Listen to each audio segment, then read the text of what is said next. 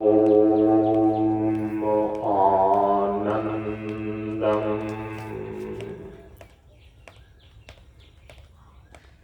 प्रशान्तिजीवन्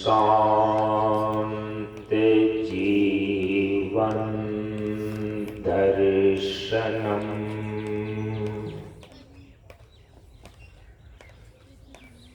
नमो नारायण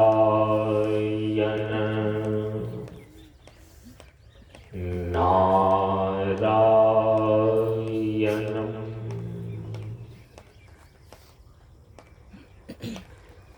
सनातन धर्म के वैदिक परंपरा के अंतर्गत गुरु और शिष्य के बीच एवं वक्ता और श्रोता के बीच ज्ञान का आदान प्रदान होने के लिए प्रयुक्त वैदिक मंत्रों का पहले उच्चारण कर लें।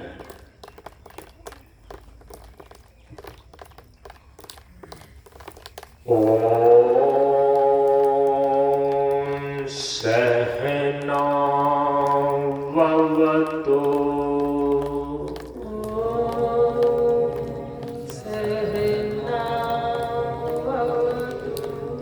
सहनौ भुनक्तु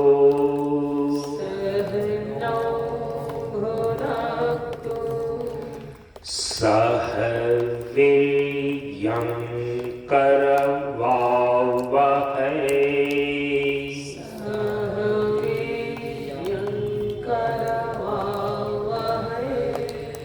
तेजस्विनावधीतमस्तु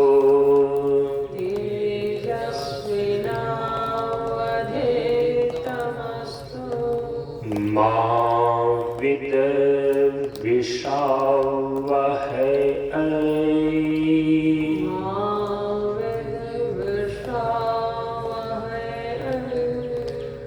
ओम शांति शांति शांति।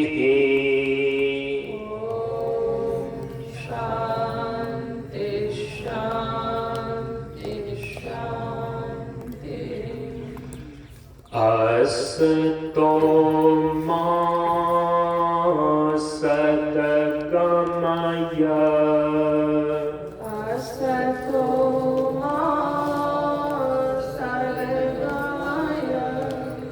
तमसो मा ज्योतिर्गमय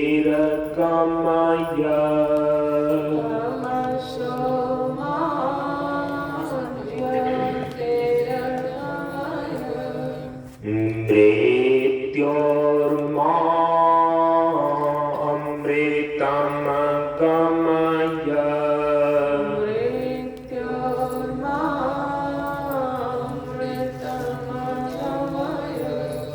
ओम शांति शांति शांति।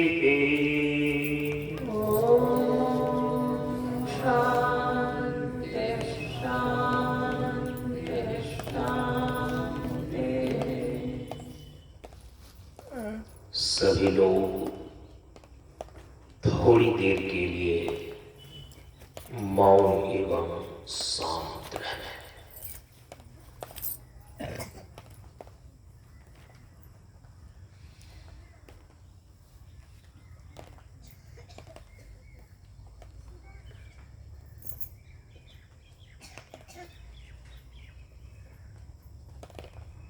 नमो नारायण। ब्रह्मानंदं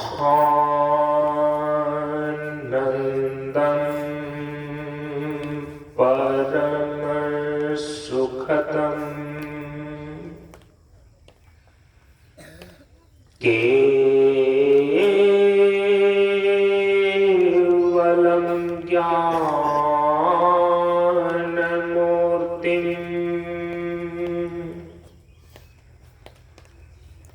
द्वन्द्वातीतं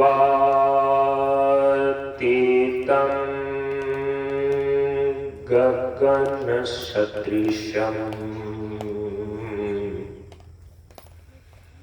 तत्त्वमस्यादिलक्ष्यम् एकं नित्यं विमलमचलम्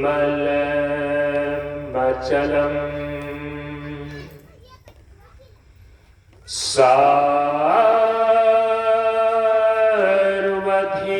साक्षीभूतम्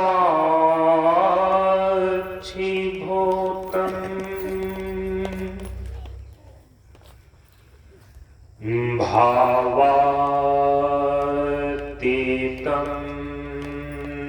त्रिगुणरहितं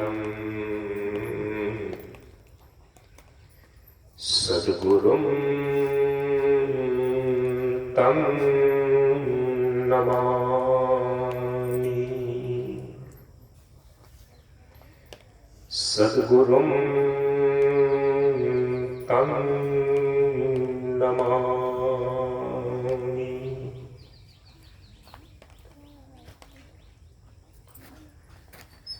श्री गुरु चरण स्पर्श अनुभूति। ज्ञान मार्ग सत्संग के सानिध्य में उपस्थित श्रद्धालु सत्संग प्रेमियों, ज्ञान बढ़े गुणवान के संगत, ध्यान बढ़े तपस्वी संग किन्हौ, बुद्धि विवेक विचार बढ़े संत सन्यासी सुसज्जन तिन्हौ। इसलिए ज्ञानी बेधय ज्ञान से, व्याधा बेधय तीर, सद्गुरु बेधय शब्द से, भींगे सकल शरीर। प्रेमियों, हम सभी लोग कटिहार जिला अंतर्गत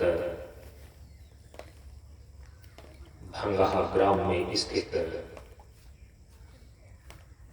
शांतानंद मिशन प्रशांत योगाश्रम के प्रांगण में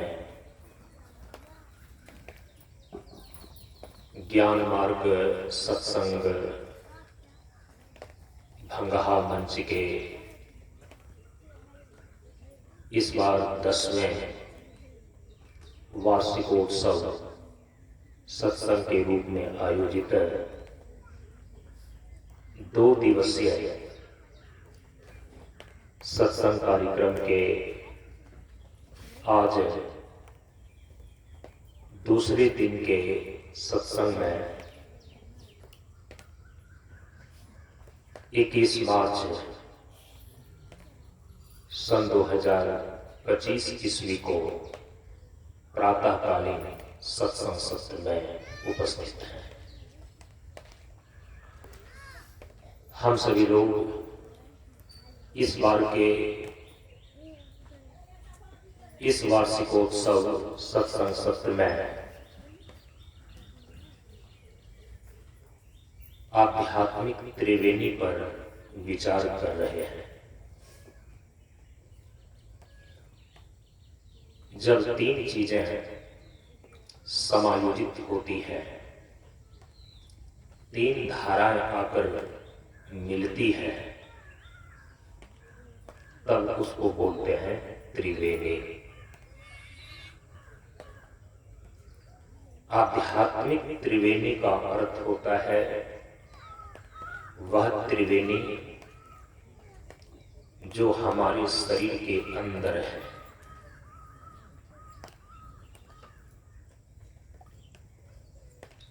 हमारे शरीर के अंदर त्रिवेणी की 3 धारा, जिसमें स्नान करने पर वह साधक, वह योगी मृत्यु के पास से छूट जाता है, अपने अंतर जगत में प्रवेश कर जाता है। आध्यात्मिक त्रिवेणी में स्नान करने के लिए आध्यात्मिक त्रिवेणी के स्वरूप को समझना आवश्यक होता है। फिर हम इसमें स्नान कैसे करते हैं, इस प्रक्रिया को जानना पड़ता है। हम सभी लोग इसी पर विचार कर रहे हैं। संत वाणी में आध्यात्मिक त्रिवेणी के संदर्भ में यह निर्देश दिया गया कि गंग यमुना सरस्वती के संगम पर संध्या करो नित भाई। 3 धाराएं गंग यमुना सरस्वती, अर्थात गंगा, यमुना और सरस्वती, इन तीनों के संगम पर संध्या करने का निर्देश दिया जा रहा है। संध्या का अर्थ, जैसा कि कल के सत्संग में आप सभी लोगों ने श्रवण किया, संध्या का शाब्दिक अर्थ होता है समझूध्या बराबर संध्या। सम माने सम्यक रूप से, अच्छी प्रकार से, और ध्या का अर्थ होता है ध्यान। सम्यक प्रकार से, अच्छी प्रकार से ध्यान करना ही संध्या कहलाता है। हमारे सनातन धर्म में संध्योपासना का प्रतिपादन किया गया है, निर्देश किया गया है। उपासना में संध्या एक अंग है और वहां भी संध्या का यही अर्थ है, सम्यक रूप से ध्यान करना, अच्छी प्रकार से ध्यान का अभ्यास करना संध्या कहलाता है। तो सम्यक रूप से ध्यान कहां करें? संध्या कहां करें? उसी का यहां पर निर्देश संत वाणी के अंदर दिया गया है कि गंग यमुना सरस्वती के संगम पर, गंगा, यमुना और सरस्वती जहां आकर के मिलती है, उस संगम पर, उस त्रिवेणी पर संध्या करें, अच्छी प्रकार से ध्यान का अभ्यास करें। गंगा, यमुना और सरस्वती, ये 3 प्रकार की नदियां भौगोलिक धरातल पर बाहर दिखाई देती हैं और इन तीनों प्रकार की नदियों का संगम जहां पर बाहर दिखाई देता है, उस स्थान को तीर्थराज प्रयाग बोलते हैं। तो क्या तीर्थराज प्रयाग में बैठ करके जो तीर्थराज प्रयाग का संगम त्रिवेणी तट है,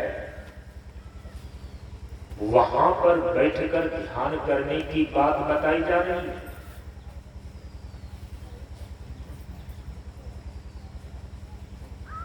हाँ, वहां भी आप जाकर ध्यान करें, जो कि जगह का भी महत्व होता है। आप लोगों में से यदि कोई गए हो तो देखे होंगे, तीर्थराज प्रयाग में ऋषि भारद्वाज का आश्रम है। कई संत महापुरुषों ने तीर्थराज प्रयाग की त्रिवेणी के तट पर, संगम पर तपस्या करी है, ध्यान का अभ्यास किया है। वहां की धरती में भी ज्ञान का, ध्यान का, तप का परमाणु समाहित है।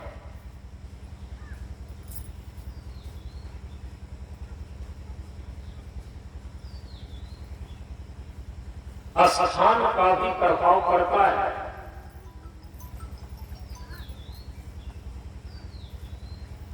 ध्यान में सहायक होता है।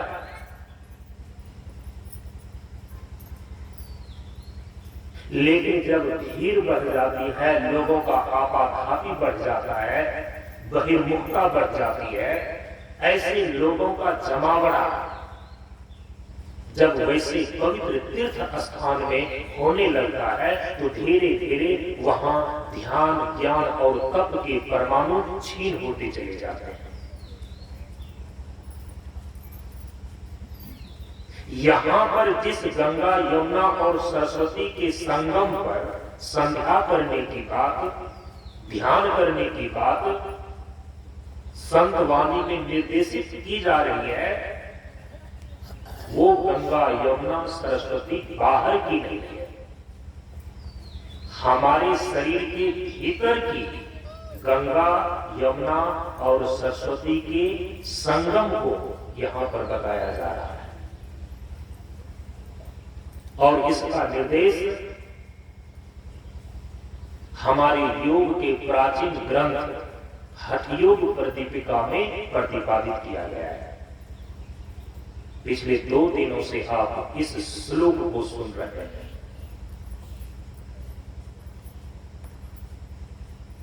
गंगा, यमुना च सरस्वती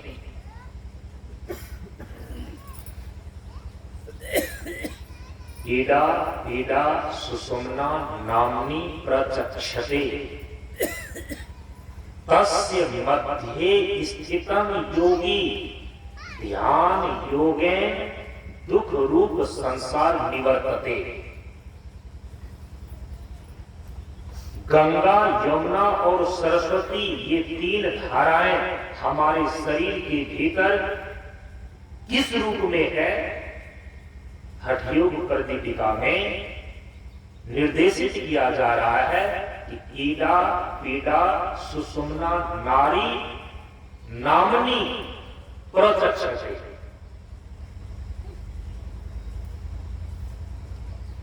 गंगा हमारे शरीर के भीतर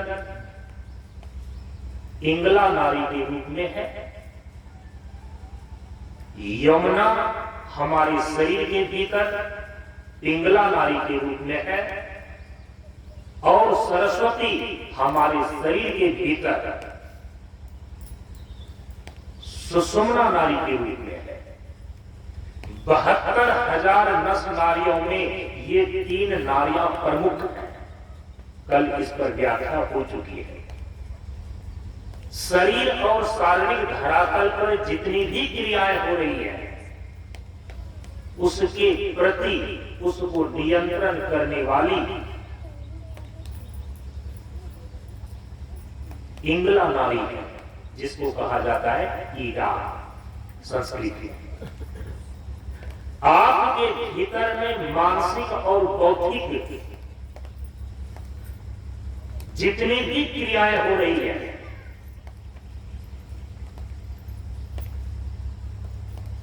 उन सारी क्रियाओं का नियंत्रण करने का उत्तरदायित्व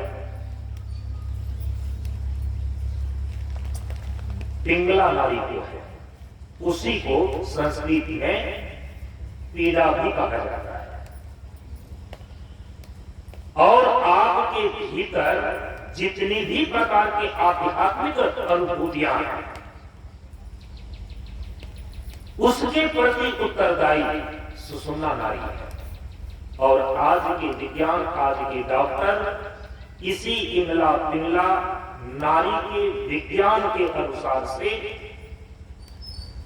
शारीरिक और मानसिक रोगों का इलाज करता है।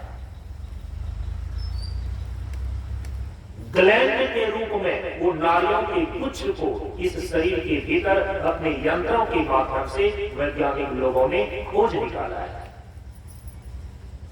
लेकिन हमारे योग शास्त्र के अंदर जो नाड़ी का स्वरूप है और आज के विज्ञान में ग्लैंड के रूप में जिस नाड़ी का खोज किया है, दोनों में भिन्नता है। हमारी प्राण शक्ति, हमारी जीवनी शक्ति का जो मुख्य प्रवाह, मुख्य माध्यम है, योग शास्त्र में उसको नाड़ी माना गया है। लेकिन विज्ञान के द्वारा जिस नाड़ी का निश्चय किया गया है, खोज किया गया है, वो रक्त वाहिनी के रूप में धमनी और शिरा है, जो स्थूल शरीर का हिस्सा है।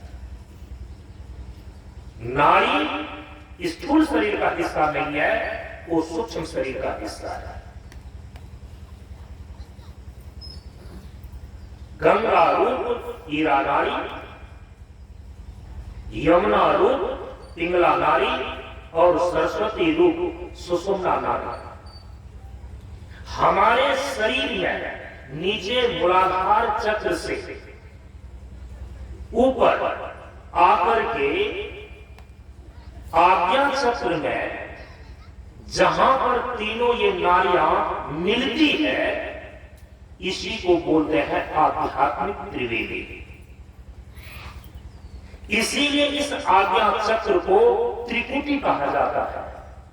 6 क्रम को लेकर के इसी आज्ञा चक्र को त्रिकुटी कहा जाता है। इसी आध्यात्मिक त्रिवेणी में, इसी त्रिकुटी में ध्यान करने की बात यहां पर कही जा रही है।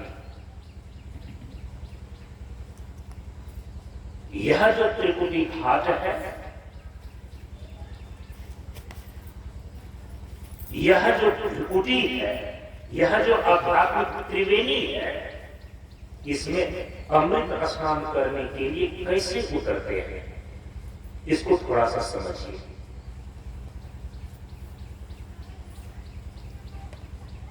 यह एक बहुत रहस्यमयी बात है। जो इस रहस्य को जान लेता है वह योग सिद्ध हो जाता है।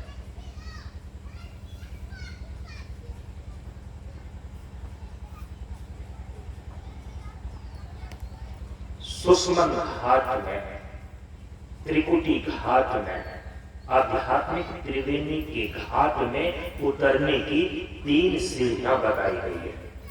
मैं संक्षेप में बताऊंगा। कल मैं बता करके आया हूं कि यदि किसी को स्नान करना है तो स्नान करने के लिए घाट बने होते हैं, और उस घाट पर सीढ़ियों के माध्यम से यदि आप कायदे से उतर जाएं, आप ठीक ढंग से स्नान करके लाभ ले सकते हैं। यह जो सुषुम्ना घाट है, यह जो त्रिकुटी घाट है, यह जो आध्यात्मिक त्रिवेणी है, इसमें स्नान करने के लिए उतरने की 3 सीढ़ियां निश्चित की गई है। पहले थोड़ा सा योग परंपरा के अनुसार से उन 3 सीढ़ियों को समझ लीजिए। हमारे भारतीय दर्शन के अंदर एक दर्शन है योग दर्शन, जिनके प्रणेता ऋषि हैं महर्षि पतंजलि। महर्षि पतंजलि जी के द्वारा जो योग सूत्र लिखा गया है, दर्शन शास्त्र के क्षेत्र में, फिलॉसफी के क्षेत्र में, उसी को कहा जाता है योग दर्शन।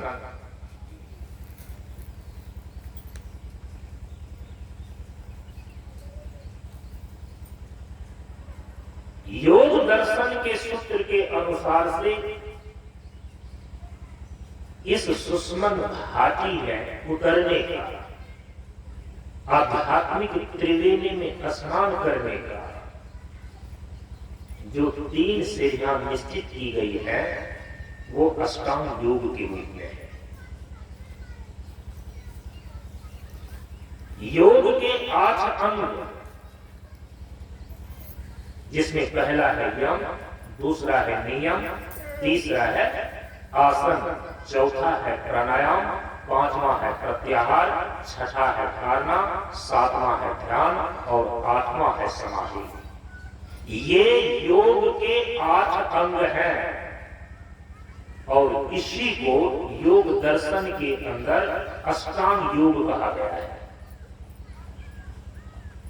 समाधि तो लक्ष्य है,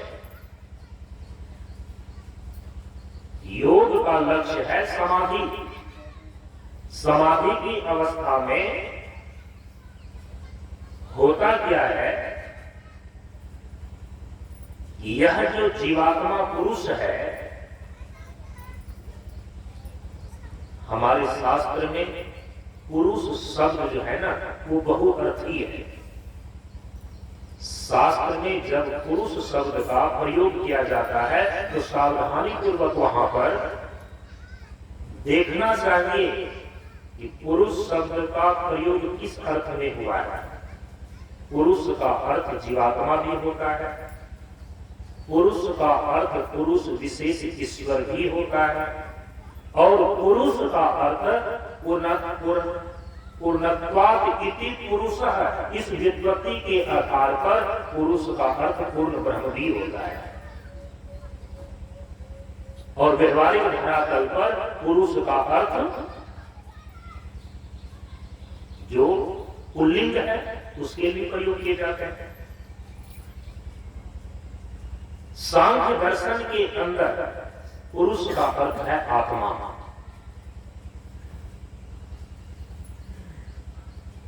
यह जो चेतन आत्मा जीवात्मा पुरुष है, जब यह प्रकृति के तीनों गुणों से विविध होकर, या दूसरे शब्दों में कहें कि शरीर और संसार के बंधन से छूट करके, अर्थात प्रकृति के तीनों गुणों से विविध होकर यह अपने शुद्ध स्वरूप में अवस्थिति लाभ प्राप्त कर लेता है, तब इस अवस्था को बोलते हैं समाधि। निर्विकल्प समाधि और स्वविकल्प समाधि, समाधि के 2 भेद हो जाते हैं। संप्रज्ञात समाधि और असंप्रज्ञात समाधि, समाधि के 2 भेद हो जाते हैं। अभी सामान्य रूप से सामान्य लोगों के समझने के लिए इतनी ही बातें समझ करके रखनी चाहिए कि जो स्वविकल्प समाधि है उसी को संप्रज्ञात समाधि बोलते हैं और जो निर्विकल्प समाधि है उसी को असंप्रज्ञात समाधि बोलते हैं। पहले साधक एकाग्रता और ध्यान की गहरी अवस्था द्वारा स्वविकल्प समाधि अर्थात संप्रज्ञात समाधि को प्राप्त करता है। प्रकृति और प्रकृति के जितने भी सूक्ष्म तत्व हैं उनके यथार्थ स्वरूप का साक्षात्कार करता है साधक योगी। स्थूल भूत से लेकर महातत्व पर्यंत जितने भी तत्व हैं उनके यथार्थ स्वरूप का साक्षात्कार करना संप्रज्ञात समाधि अथवा स्वविकल्प समाधि कहलाता है। प्रकृति के स्थूल पंच महाभूतों का, उसके यथार्थ स्वरूप का जब कोई साक्षात्कार करता है, इस अवस्था को बोलते हैं वितर्कानुगत समाधि। प्रकृति के सूक्ष्म पंच महाभूतों के यथार्थ स्वरूप का जब कोई साधक साक्षात्कार कर लेता है, तब इस अवस्था को, समाधि की इस अवस्था को बोलते हैं विचारानुगत समाधि। स्थूल और सूक्ष्म पंच महाभूत का जो कारण रूप अहंकार तत्व है, अहंकार तत्व के यथार्थ स्वरूप का जब साक्षात्कार कर लेता है साधक, तब हम इसको बोलते हैं आनंदानुगत समाधि। अहंकार तत्व का भी जो कारण महतत्व है, महतत्व के यथार्थ स्वरूप का जब कोई साधक योगी एकाग्रता और ध्यान के माध्यम से साक्षात्कार करता है, तब उसको बोलते हैं अस्मितानुगत समाधि। प्रकृति के स्थूल भूतों से लेकर सूक्ष्म भूत महातत्व पर्यंत उनके यथार्थ स्वरूप का साक्षात्कार करना संप्रज्ञात समाधि, स्वविकल्प समाधि कहलाता है। और उसी के ये चार प्रभेद हो गए: वितर्कानुगत समाधि, विचारानुगत समाधि, आनंदानुगत समाधि और अस्मितानुगत समाधि। यहां तक समाधि लगाने की यदि क्षमता किसी साधक और योगी को होती है, तो समझना अभी भी वह प्रकृति की सीमा के अंदर ही है।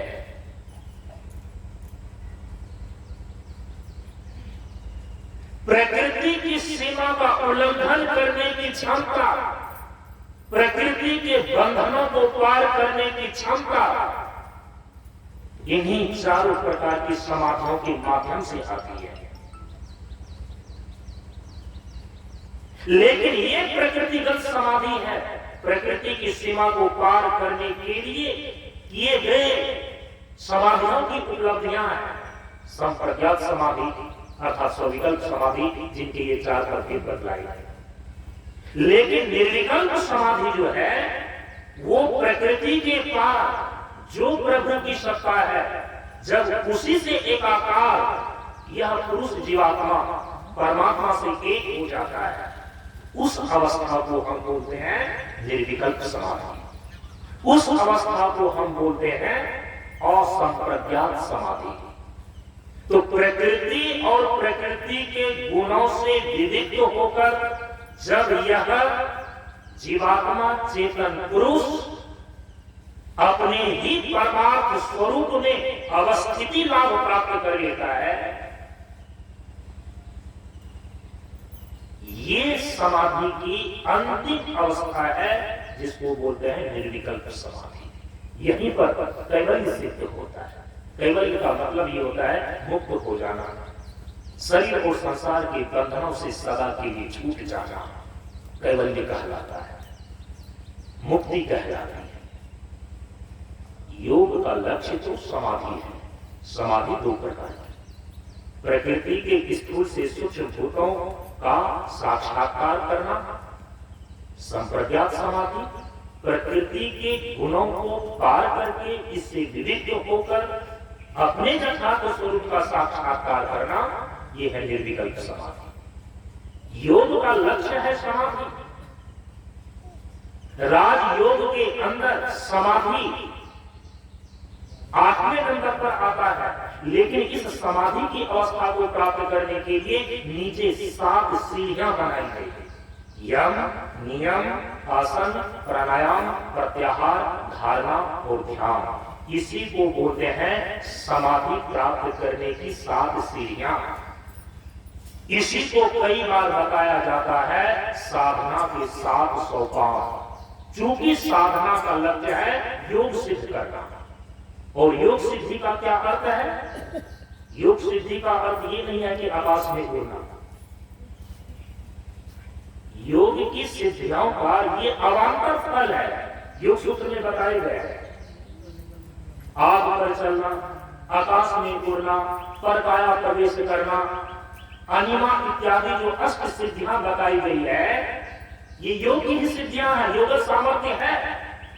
लेकिन योग सूत्र लिखने वाले महर्षि पतंजलि ने ही साधक को सावधान किया है कि जो कैवल्य को सिद्ध करना चाहता है, निर्विकल्प समाधि तक पहुंचना चाहता है, वे साधक योग की सिद्धियों के लोभ में, इनके प्रलोभन में, इसके दिखावे में लौ पड़े। जो कैवल्य को सिद्ध करना चाहता है ऐसे साधक के लिए, जो निर्विकल्प समाधि में प्रवेश करना चाहता है ऐसे साधक के लिए तो योग की सिद्धियां, अनिमा इत्यादि अष्ट सिद्धियां, पर काया प्रवेश, आकाश गमन, आग पर चलना, ये जो योग की सिद्धियां हैं ये तो विघ्न के रूप में है, बाधा के रूप में है। हाँ, यदि आप निर्विकल्प समाधि में सिद्ध हो जाए, आपका लक्ष्य पूरा हो जाए, तो फिर परोपकार की भावना से साधक में साधना की उत्साह भरने के लिए आप योग सिद्धियों का गौण रूप से, परोक्ष रूप से, दिखावे के रूप में नहीं, गुप्त होकर के लोकोपकार की भावना से उनका प्रयोग किया जा सकता है। हमारे वर्षी लोगों ने किया है। हनुमान जी जब सीता जी की खोज में गए, आप देखिए 8 प्रकार की सिद्धियों का उन्होंने प्रयोग किया, तब कहीं सीता जी के पास वो पहुंच पाए। हनुमान जी अष्ट सिद्धि नव निधि के दाता, हनुमान चालीसा में गाते हैं। लेकिन प्रारंभ में ही जो साधक इन योग की सिद्धियों में फंस जाता है, तो उनका योग लक्ष्य जो निर्विकल्प समाधि है, कैवल्य की सिद्धि है, ये पूरा नहीं हो पाता, पूरा नहीं हो पाता। इसीलिए सिद्धियों से बचना चाहिए, दिखावे से बचना चाहिए। ऐसे तो सभी लोग जानते हैं चमत्कार को नमस्कार, उधर से वर्षा आ रही है, यदि उसको रोक दें, हवा चल रही है, तूफान चल रही है, उसके रूप को मोड़ दें, तो उनकी जितनी पूजा हो जाएगी, उनकी जितनी जय जयकार हो जाएगी, हम कितनी भी ज्ञान और अध्यात्म की बात बताएं, सारी जनता उठ करके वैसे चमत्कार वाले लोगों के पास, महात्माओं के पास ये भीड़ पहुंच जाएगी, क्योंकि चमत्कार को नमस्कार किया जाता है। परंतु गुरुदेव ने हम सभी लोगों को सावधान किया है, प्रकृति की लीलाओं को देखो, समझो, और यदि कोई योग सामर्थ्य प्राप्त होता है ना, लोगों को दिखाने के लिए नहीं, अपने को सिद्ध कहलाने के लिए नहीं, बल्कि यदि उसके द्वारा लोकोपकार होता है, तब गौण रूप से योग सिद्धियों का प्रयोग किया जा सकता है। लक्ष्य है समाधि, और कौन समाधि? निर्विकल्प समाधि। और निर्विकल्प समाधि यो ही नहीं सकता, पहले स्वविकल्प समाधि को साधना पड़ता है। सृष्टि के हर एक मंडल को पार करते हुए आप प्रकृति पार जाएंगे।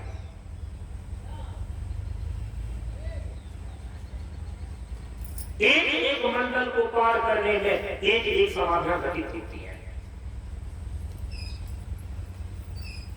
तो समाधि तक पहुंचने के लिए साधना के 7 सोपान, योग के 7 सोपान, समाधि तक पहुंचने के लिए ये 7 सीढ़ियां निश्चित की गई है योग दर्शन के सूत्रों में। यम, नियम, आसन, प्राणायाम, प्रत्याहार, धारणा और ध्यान, जिसमें पहला और दूसरा जो योग के अंग हैं, यम और नियम, ये प्रवेशिका के रूप में है। प्रवेशिका का मतलब होता है अधिकार पत्र, आइडेंटिटी। योग के साम्राज्य में वही प्रवेश कर सकता है जो यम और नियम का पालन करता है। इसीलिए यम और नियम ये पहली सीढ़ी है त्रिकुटी के घाट में उतरने का, सुषुम्ना के घाट में उतरने का, आध्यात्मिक त्रिवेणी में स्नान करने के लिए जो सीढ़ियां बनाई गई है, उसकी प्रथम सीढ़ी योग परंपरा के अंदर, योग साधना के अंदर, उस पहली सीढ़ी का नाम है यम और नियम। इसको केवल ध्यान में रख लीजिए।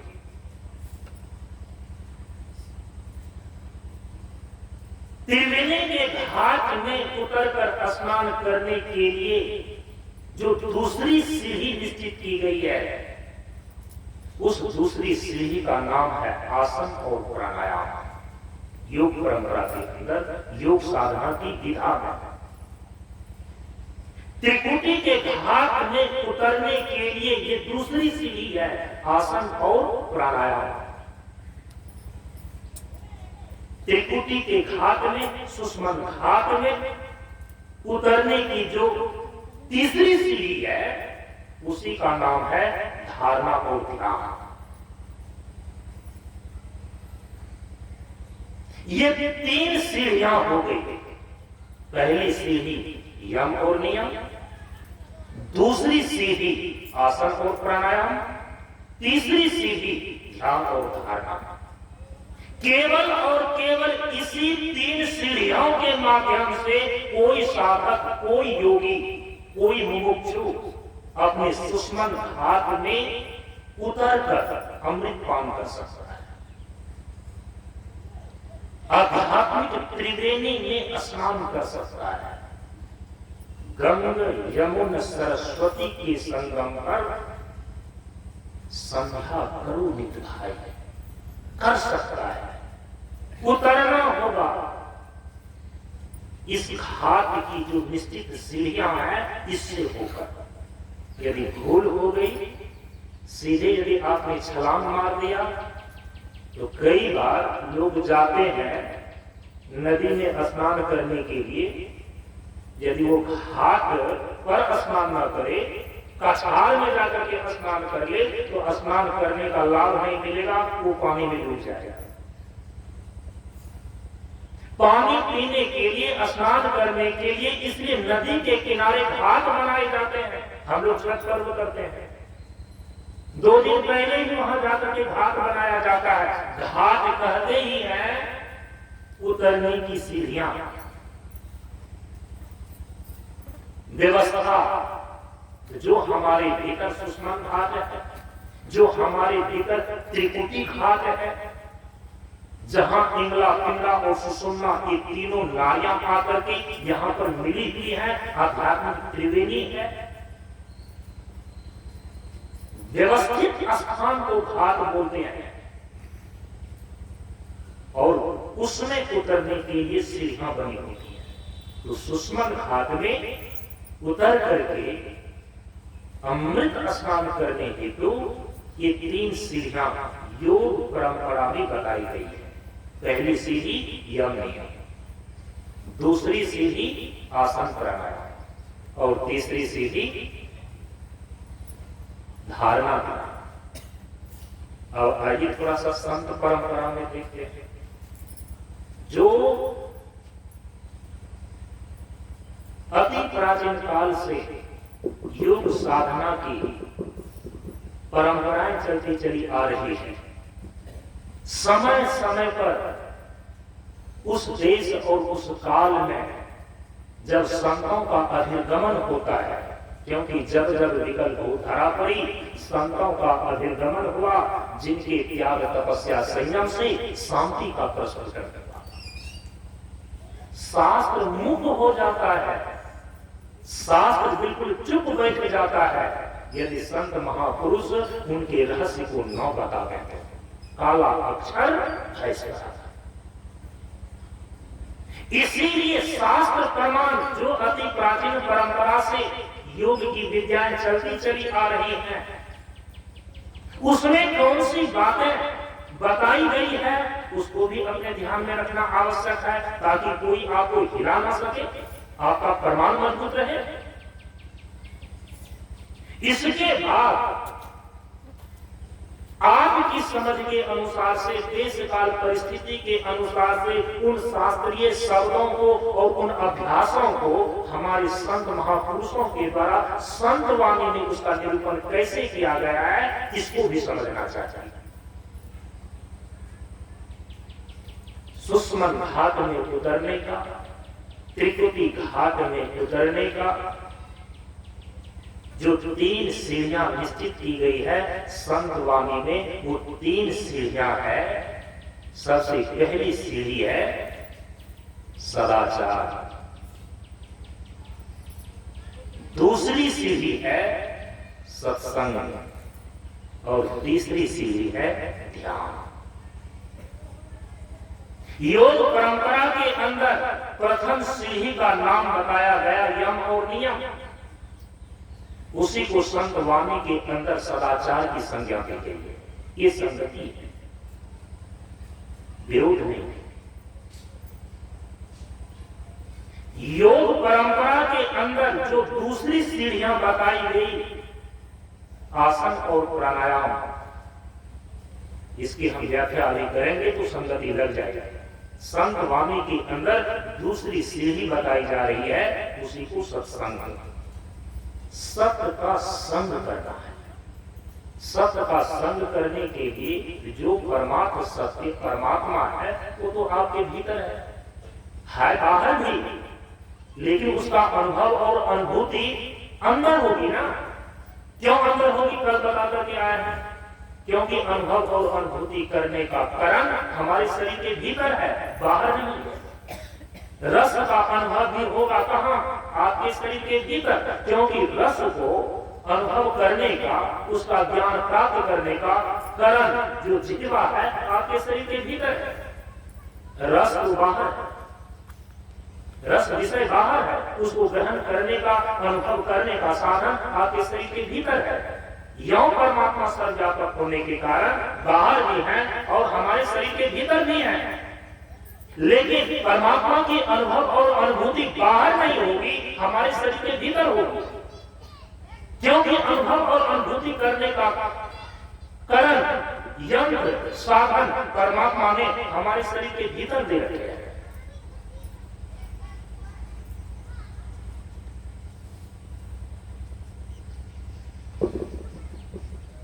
तो जब तक अंतर में प्रवेश नहीं करेंगे, अंतर्मुखी नहीं होंगे,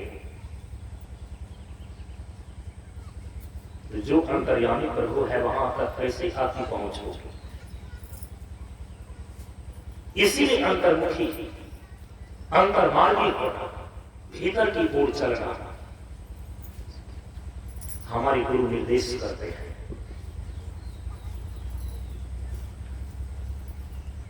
भजन में गाते हैं अंतरपथ की डगरिया, परम पूज्य गुरुदेव गाते हैं अंतर्मुखी आनंद है। अंतर जगत में प्रवेश जिस सूक्ष्म घाटी में उतर करके होता है, तो उसी में उतरने की ये तीन सीढ़ियां, जिसमें की पहली सीढ़ी है योग परंपरा के अनुसार से यम और नियम, संत वाणी के अनुसार से सदाचार। क्योंकि यम और नियम को ही सदाचार बोलते हैं। अब थोड़ा सा इस पर विचार कर लें।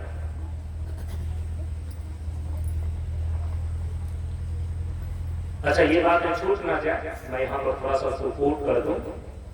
इसी तीनों ही सीढ़ियों को इतने सरल शब्दों में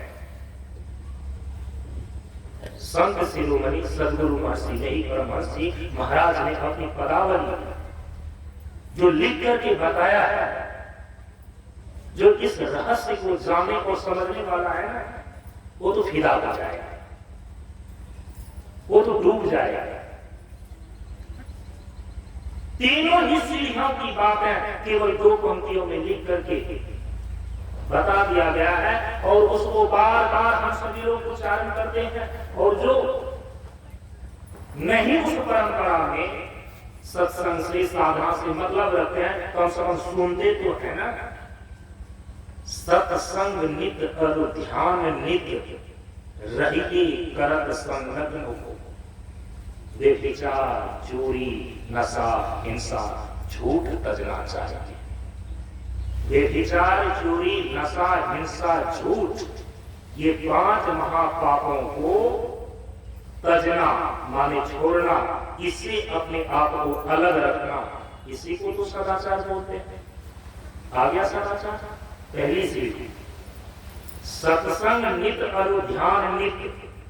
सत्संग और ध्यान यह प्रतिदिन करना है। 24 घंटा तो नहीं करेंगे आप, 24 घंटा सत्संग भी नहीं करते आप, 24 घंटा ध्यान भी नहीं करते, तो 24 घंटे का जीवन कैसे व्यतीत करना है? 5 महापापों से अपने आप को बचाकर व्यवहार करना। वे 5 महापाप कौन कौन है? व्यभिचार, चोरी, नशा, हिंसा और झूठ यहां पर कहा जा रहा है। इसी को बोलते हैं सदाचार। तो सदाचार ये पहली सीढ़ी, इसका निर्देश हो गया। सत्संग ये दूसरी सीढ़ी हो गई, और ध्यान ये तीसरी सीढ़ी हो गई। अपने अंतर जगत में प्रवेश कोई भी व्यक्ति अपने सुषमन घाट में, अपने त्रिपुटी घाट में इसी तीनों सीढ़ियों के माध्यम से उतर सकता है। सदाचार इसका सबसे पहले पालन होगा, सत्संग इसका सानिध्य प्राप्त करना होगा, और इसके बाद फिर ध्यानाभ्यास। ध्यान का दृढ़ता पूर्वक अभ्यास करना होगा। ये 3 सीढ़ियां यहां पर बताई गई। योग परंपरा के अंदर क्या कहा गया? यम और नियम। पहली सीढ़ी है यम और नियम। योग दर्शन के सूत्र में यम के 5 अंग बतलाए गए हैं: सत्य, अहिंसा, अस्तेय, ब्रह्मचर्य और अपरिग्रह। जो अवांछनीय विषय हैं, जो अवांछनीय चीजें हैं, उनका त्याग करना ही यम अथवा संयम कहलाता है। संयम माने परहेज, संयम माने स्वयं को बचाना। किससे बचाना? काली झूठ से, चोरी से, नशा से और हिंसा से।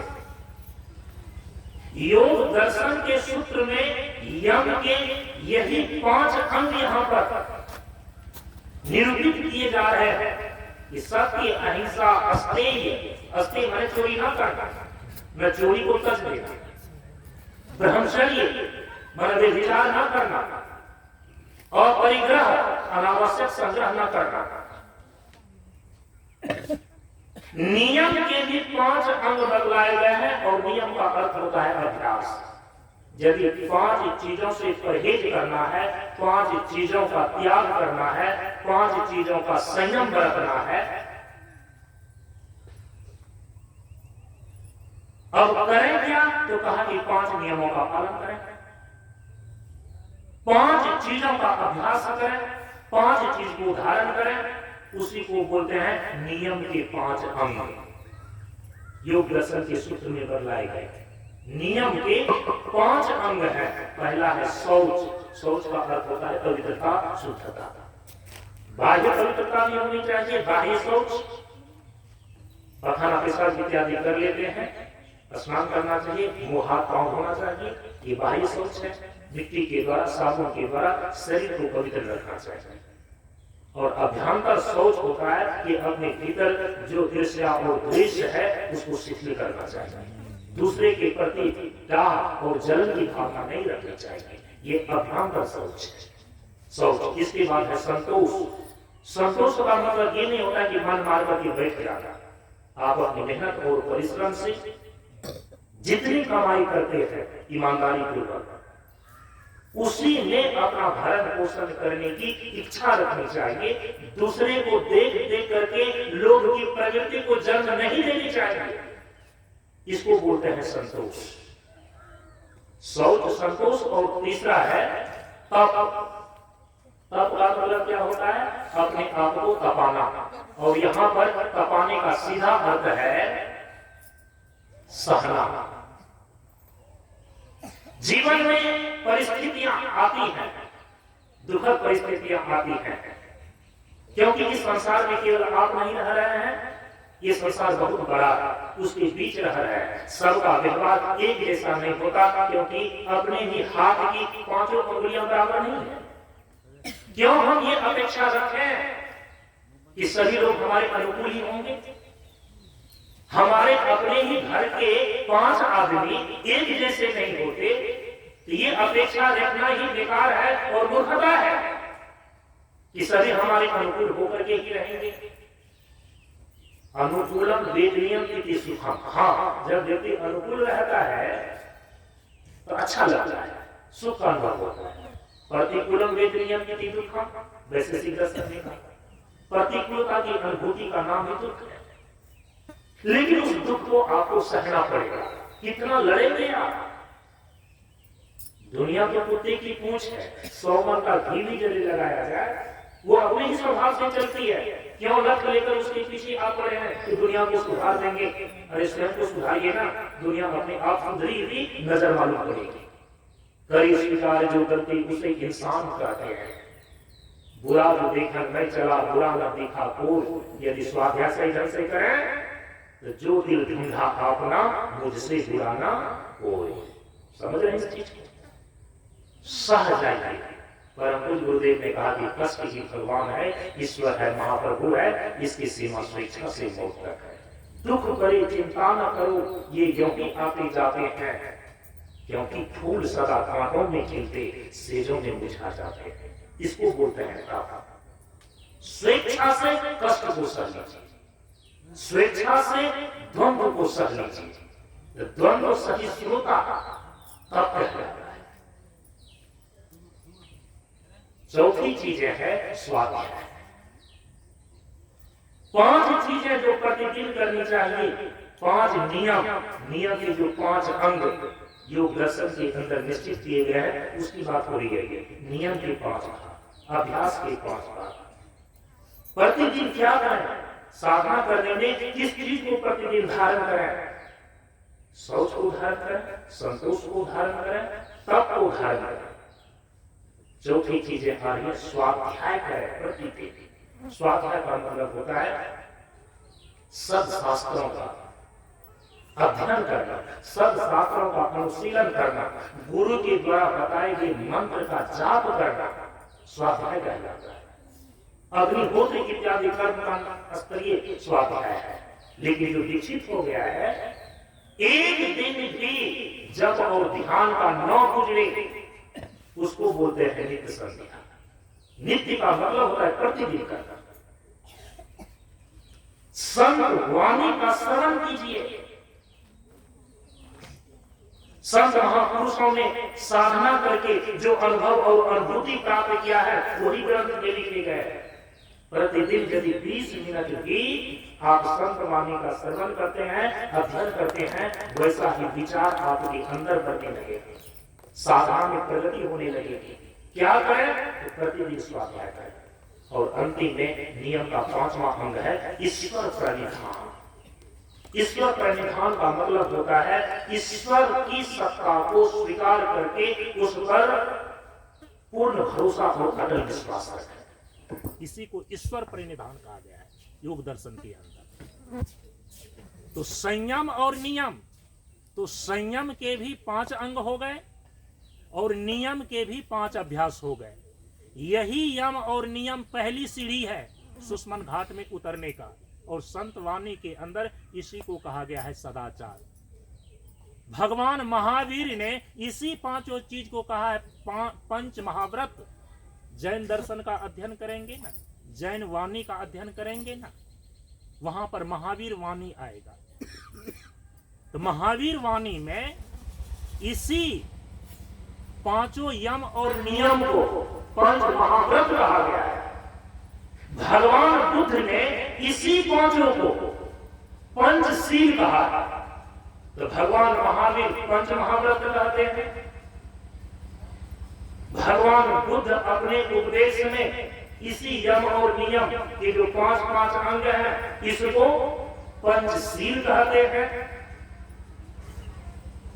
योग दर्शन के सूत्र में यम नियम के 5 अंग कहे जाते हैं। और संत वाणी के अंदर गुरु महाराज के ग्रंथों में पढ़ते हैं कि 5 महापापों से अपने आप को अलग रख करके व्यवहार करो, तो यही सब व्यवहार है। इसी की संज्ञा सदाचार।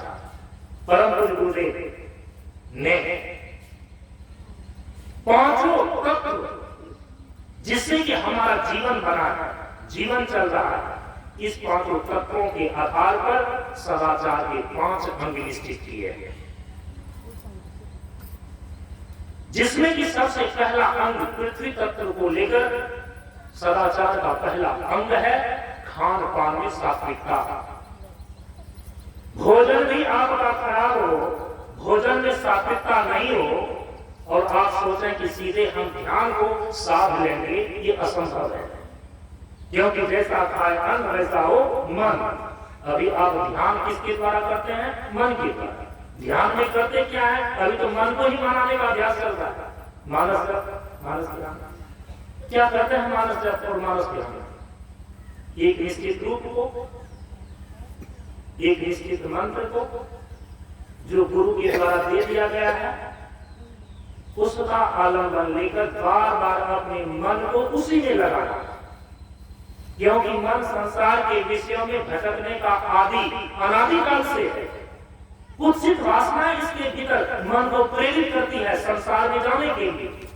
और गुरु ने दे दिया एक मंत्र और एक रूप, उसको अपने भृकुटी में ला करके उसी पर बार बार मन को रखना, यही तो अभ्यास है। अभी हम ध्यान के आरंभिक अवस्था में मन को मनाने का काम कर रहे हैं। परंतु गुरुदेव हम सभी लोगों को प्रशिक्षण के दरमियान बतलाए कि मन को प्रेम से समझा बुझा करके बताओ, मन के साथ लड़ाई मत करो, तुम हार जाओगे। क्योंकि मन जो है ना, अनादिकाल से वो विषयगामी रहा है और तुम अभी अभ्यासी बना है। अभी सत्संग के प्रभाव से तुम अभ्यास करने के रास्ते पर आए हो। लड़ो मन से मत, मन को मनाओ, मन से लड़ाई मत करो, नहीं तो तुम हार जाओगे। सीधे लड़ाई करने पर हार होनी निश्चित है। इसीलिए भगवान ने क्या किया? भगवान श्री राम ने बाली को सीधे सामने जाकर के नहीं मारा, पेड़ का आर लेकर के तब तीर चलाया। क्योंकि बाली को ये वरदान था, जो आमने सामने आकर के तुमको मारेगा, जो तुम्हारे सामने आएगा और तुमको मारना चाहेगा, तो उसका आधा बल तुम्हारे शरीर में आ जाएगा। मन ही बाली है, मन ही बाली है। सीधे इससे लड़ाई मत कीजिए, आप हार जाएंगे। इसीलिए युक्ति क्या है, तरीका क्या है? जैसे भगवान श्री राम ने पेड़ का आर ले लिया और इसके बाद तीर चल जाए। तो गुरु महाराज के द्वारा जो दिए गए आपको मंत्र है और रूप है, इसका आर ले लीजिए और धीरे धीरे मन को साफ कीजिए। सीधे मन से लड़ेंगे, आप पराजित हो जाएंगे। अभी तो ध्यान में हम मन को मनाने का काम कर रहे हैं, और जब मन मान जाए ना, सुनिए, ध्यान सबकी मन माना, फिर तो आप निर्विचार हो जाएंगे। यम और नियम का पालन करने से, सदाचार का पालन करने से, जिस सदाचार का सबसे पहला अंग है खान पान में सात्विकता, कहां से साधना आरंभ करें? ताकि खान पान प्रथम सुधारो, तब रस रस अवगुण को मारो। अवगुण तो अवगुण का खान है, यह तन बिस्की बेलड़ी गुरु अमृत की खान। शिष्य दिए जो गुरु मिले तो भी सस्ता जान। अरे अवगुण का खान है हम सभी। वो तो गुरु का कृपा कटाक्ष होता है, थोड़ा सा सद्गुण जीवन में प्रतिष्ठित हो जाता है और पुजाने लगते हैं, प्रशंसनीय हो जाते हैं। लेकिन यदि भीतर झांक करके देखा जाना, अवगुण ही अवगुण है। इसीलिए तो सूरदास जी ने प्रार्थना किया, केवल हाथ जोड़ लिया कि प्रभु कौन है वो? अवगुण चित्त न धरो, प्रभु मेरे अवगुण चित्त न धरो, क्योंकि मौसम कौन कुटिल खलता। लेकिन इधर देखिए हम लोगों की दशा क्या है। बड़े बड़े संत प्रवर सूरदास जी महाराज, गोस्वामी तुलसीदास जी महाराज, जिनकी तुलना में हम लोग कुछ नहीं है, उनकी विनती जब होती है, उनकी जब प्रार्थना होती है, तो उनके शब्द होते हैं मौसम कौन कुटिल खलता। प्रभु मेरे अवगुण चित्त न धरो। हमारे अंदर बहुत अवगुण है।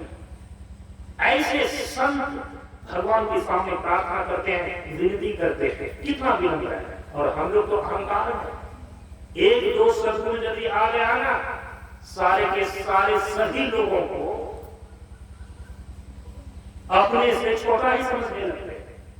पता नहीं ये गुण जो प्रकृति के ये 3 गुण है, ये तो प्रकृति परिवर्तनशील है।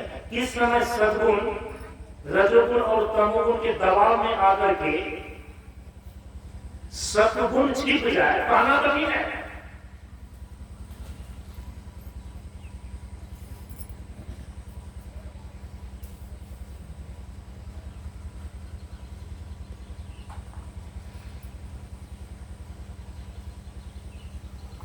रस रस अवगुण को मानो, धीरे धीरे आहिस्ते आहिस्ते धीरे धीरे विजय प्राप्त होगा। घबराइए नहीं, घबराइए नहीं। मैं एक बार गया था वहां पर, उसमें पैदल भ्रमण करता था, मनियार था।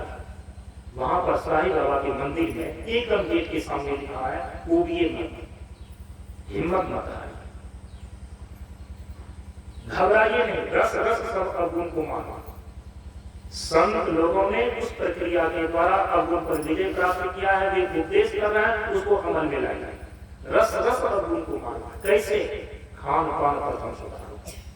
तो परम पूज्य गुरुदेव कहते हैं कि सदाचार का पहला अंग है, पहला अंग है खान पान में संशुद्धता। सदाचार का जो दूसरा अंग है वो है रहन सहन में स्वच्छता। क्योंकि सोच की बात आई ना, बाहर की पवित्रता और अभ्यंतर पवित्रता दोनों होनी चाहिए, क्योंकि बाहर का प्रभाव अंदर पड़ता है और अंदर का प्रभाव बाहर भी जाता है। घर के बाहर यदि गंदा नाली बह रहा है, उसका सुगंध आपके घर के अंदर नहीं आता है क्या? आता है। यदि घर के बाहर आपने गमले में फूल लगा करके रखा है गुलाब का, तो उसका सुगंध आपके घर के अंदर आता है कि नहीं? आता है।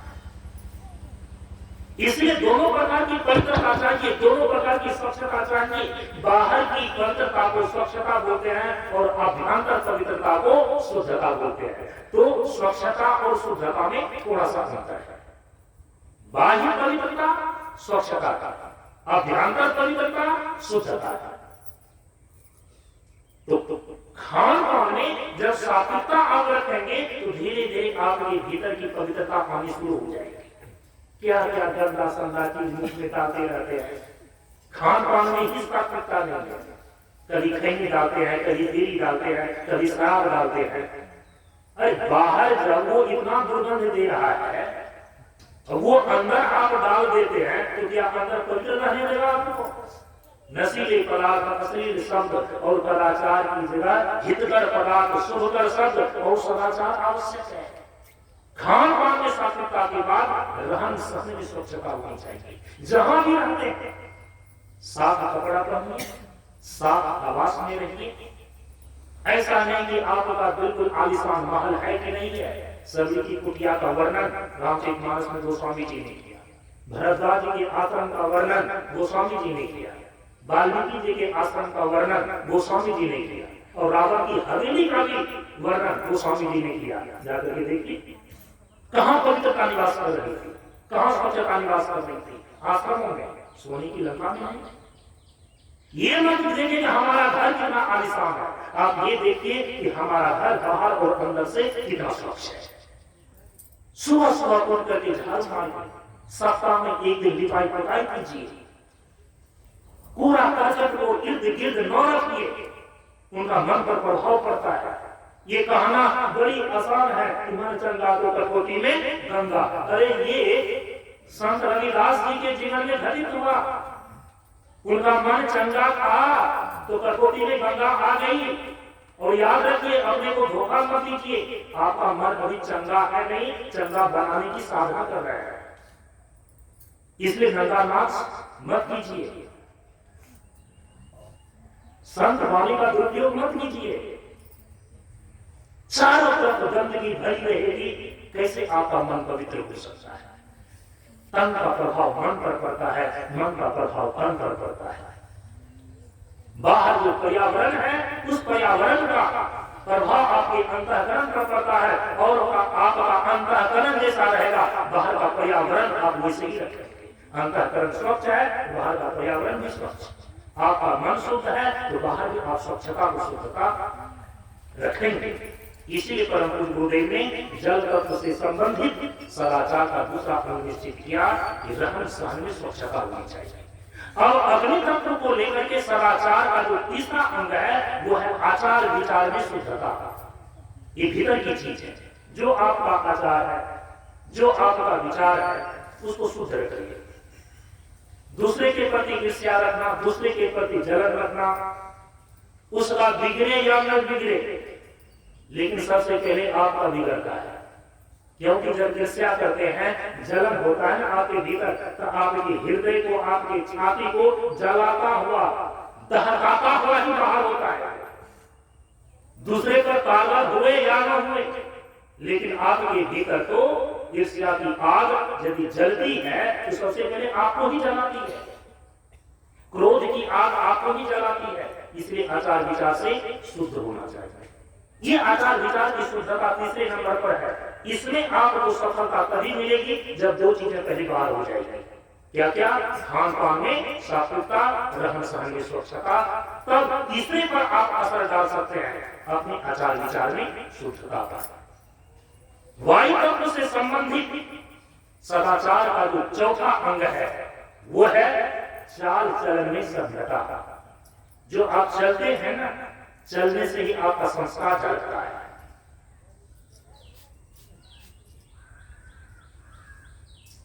आपके चलन से, चाल से आपके जीवन का परिचय मिलता है, क्योंकि व्यवहार ही आपका परिचय है। वायु तत्व गतिशील है, चाल चलन गति को लेकर के है।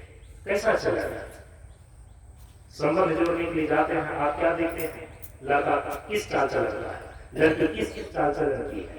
घर द्वार को यही देखने के लिए आप जाते हैं। चाल चलन में सभ्यता होनी चाहिए, संस्कार होना चाहिए, उद्दंडता का परिचय चाहिए। कैसे बैठना है, कैसे खड़ा होना है, किससे कैसे बात करना है। आप देख लीजिए, जिसके व्यवहार में सभ्यता है ना, उसकी प्रशंसा हर जगह होती है। जिसके व्यवहार में उद्दंडता है ना, आप उद्दंड है, कुछ बोल देंगे, इसलिए मुख पर कोई आपको कुछ नहीं कहेगा, लेकिन आपकी निंदा पीठ के पीछे होती ही रहेगी। इसीलिए सभ्यता चाल चलन में रखनी चाहिए। इसी को शिष्टाचार कहते हैं। सारे अंगों के प्रति शिष्ट व्यवहार, चाल चलन में सभ्यता। बैठे तो सभ्य तरीके से बैठे, खड़े रहे तो सभ्य तरीके से खड़े रहे, चले भी तो सभ्य तरीके से चले, उद्दंड होकर के नहीं। संतों के चलने का ढंग आपने देखा, भगवान बुद्ध के जीवन के, भगवान बुद्ध के चलने का ढंग देखिए, महावीर के चलने का ढंग देखिए। हम लोगों ने अपने गुरुदेव के चलने का ढंग देखा। हम लोग चलते भी है ना तो लगता है कि कोई इंद्रियां शांत नहीं है। हाथ इधर जा रहा है, पांव इधर फेंक रहे हैं, आंख कहीं और जा रहा है, कान कुछ और सुन रहा है, और सोचते हैं कि अचानक इसे बैठ करके ध्यान कर लें तो सुषुम्ना घाटी में नहीं उतर पाएंगे। 24 घंटे का व्यवहार शुद्धि करना पड़ता है, तब कहीं जाकर के 5 मिनट का ध्यान बनता है। क्या क्या जतन करते हैं तुम्हें क्या पता। जन्म जन्म मुनि जतन करा, तब कहीं जाकर के वो ध्यान सधता है। इसीलिए तो पहली सीढ़ी के अंदर ये सारी बातें जब नियम के अंदर की जा रही है। अंतिम में जो सदाचार का 5वां अंग निश्चित किया वो है बोल चाल में सत्यता और मधुरता। जो बोलते हैं ना, तो थोड़ा सा बोलने में अपनी वाणी को सरस कीजिए। हमेशा कर्कश बोलना, हमेशा कड़ा ही बोलना, ये ठीक नहीं है। सत्य, थोड़ा और मीठा बोलना और सुनना आवश्यक है। तजदे बात करो विश्व करे गुंजार में, तजदे बात करो ऐसी वाणी बोलिए मन का आपा कोई फौरन को शीतल करे आपको शीतल करे। तो आकाश तत्व से संबंधित, क्योंकि आकाश तत्व की तन्मात्रा है शब्द, शब्द का प्रयोग वाणी के द्वारा होता है ना, उसमें सत्यता होनी चाहिए और मधुरता होनी चाहिए। ये 2 शब्द का प्रयोग किया गया। क्योंकि बहुत ऐसे सारे लोग होते हैं जो चापलूस होते हैं ना, लगता है उनकी वाणी में घी और शक्कर ही है, उनकी वाणी में मिठास होते हैं। पराया जो ठग होते हैं, जो चापलूस व्यक्ति है, वो मधुर तो बोलता है लेकिन सत्य नहीं बोलता है। और विडंबना में देखिए, यदि हम साधना करते हैं, हम सज्जन हैं, हमारी वाणी सत्य होती है लेकिन मधुर नहीं बन पाती है। इसलिए साधना क्या है? सत्यता और मधुरता। वाणी की साधना क्या है? सत्य हो और मीठा मधुर हो। लोग कहते हैं कि सत्य तो कड़वा होता ही है। अरे सत्य कड़वा होता है, मीठा करने की साधना करते हैं।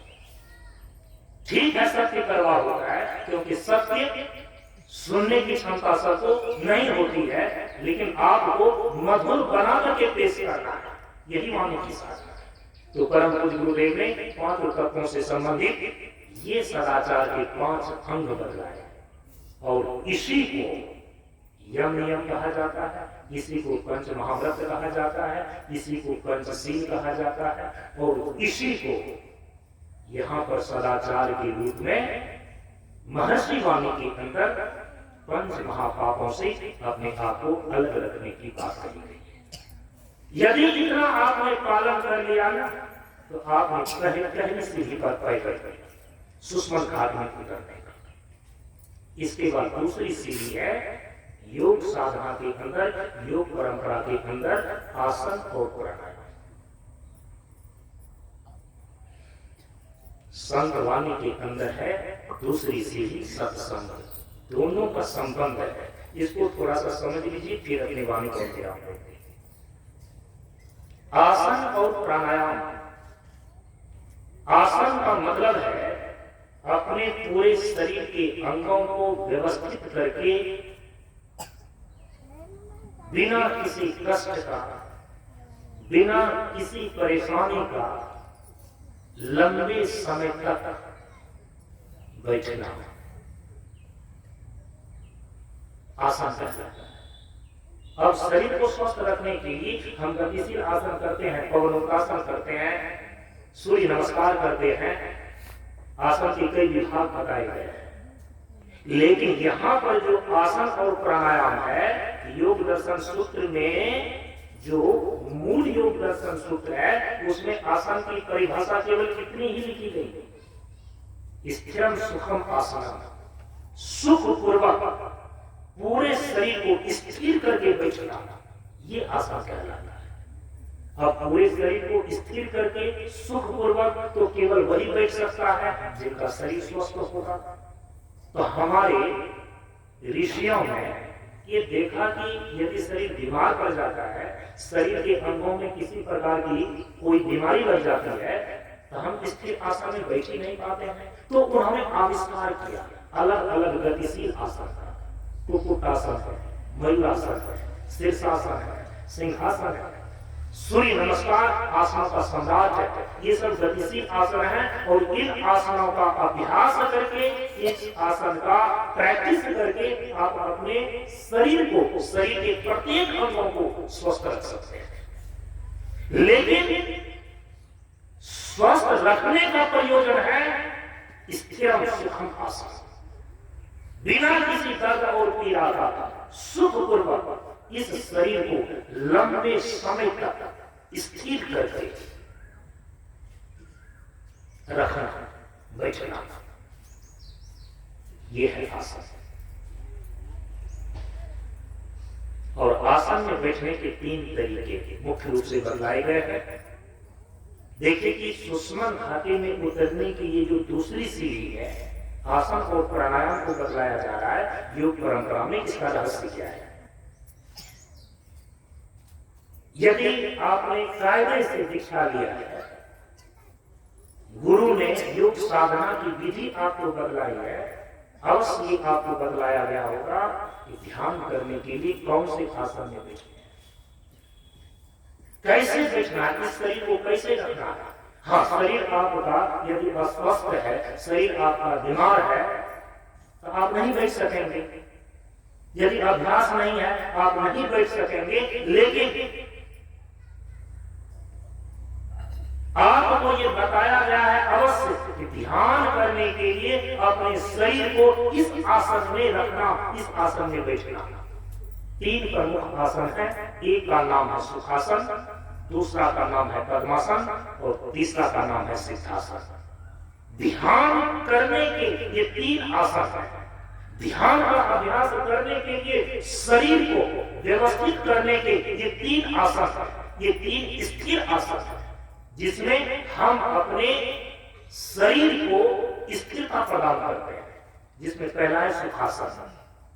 सुखासन में क्या होता है? दोनों पैर को दोनों जांघों के नीचे सहजता पूर्वक इस प्रकार से रख करके बैठते हैं कि दोनों पांव का पंजा दोनों जांघों के नीचे दब जाए और दोनों घुटना जमीन को छूने लगे। और इधर जो पीछे रीढ़ की हड्डी सबसे नीचे तक गई है, वो भी जमीन को छूता हुआ रहे, यहां पर बन जाता है त्रिकोण। देखिए, एक भुजा ये, दूसरी भुजा सामने से और तीसरी भुजा दाएं पास से, ये त्रिकोण बन गया। ये त्रिकोण जो है ना, यदि आप कुंडली योग साधना के विषय में जानकारी रखते हैं, तो ये त्रिकोण जो है ना, यह शक्ति का यंत्र है। कुंडली आदि शक्ति है। जो त्रिकोण है, ये जब शरीर के बैठने में आप आधार के रूप में ये त्रिकोण बनाते हैं ना, तो एक मकान का फाउंडेशन जितना अधिक मजबूत होता है, उसके ऊपर उतनी ही अधिक मंजिल आप खींच सकते हैं। इसीलिए यदि आपका आधार ही यदि गड़बड़ा गया ना, तो जो यहां ऊपर शीर्ष बिंदु में आकर के त्रिकुटी में ध्यान लगाना है, ये डवाडोल हो जाएगा, मन स्थिर नहीं हो पाएगा। इसीलिए कहा कि पहले आसन को स्थिर करो, और आसन में बैठने के तरीके जो 3 बताए जा रहे हैं, उस तीनों में ही देखिए पांव की स्थिति क्या है। दोनों पांव को मोड़ करके एक दूसरे के ऊपर रखा जाता है। चाहे सुखासन में बैठे तो उसमें पांव एक दूसरे के ऊपर रहता है, बाएं पांव के ऊपर दायां पांव या दायां पांव के ऊपर बायां पांव। सुखासन में भी यही बात है। दाएं पंजे को बाएं पंजे को जांघ के नीचे करके जब बैठते हैं, यहां भी देखिए ये जो पिंडली है, ये जो टखना है, एक दूसरे के ऊपर है। और आप जानते हैं इसका रहस्य क्या है? जो कायदे से ध्यान करने के लिए जो निश्चित किए गए आसन है, उस आसन में जो बैठने के लिए जानता है, उसकी इंगला और पिंगला ये दोनों नाड़ियां संतुलित होने लगती है। क्योंकि नीचे जो मूलाधार चक्र है ना, इसके बाईं तरफ से इंगला नाड़ी ऊपर आज्ञा चक्र तक आई हुई है। नीचे जो मूलाधार चक्र है, उसके दाईं तरफ से ऊपर जाती हुई आज्ञा चक्र तक पिंगला नाड़ी आई है। और बीच में मेरुदंड में बीचों बीच सुषुम्ना नाड़ी स्थित है।